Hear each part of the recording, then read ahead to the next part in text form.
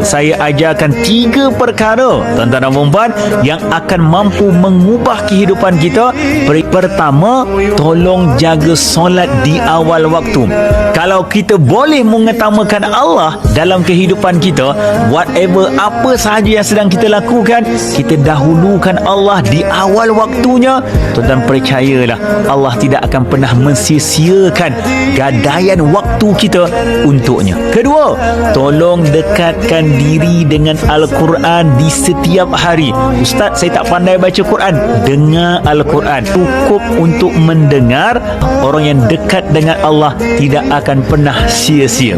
Yang ketiga, iaitu salawat dan salam kepada baginda Rasulullah sallallahu alaihi wasallam. Allahumma salli ala Muhammad wa ala ali Muhammad. Dengan satu salawat, Allah hapuskan 10 dosa kita.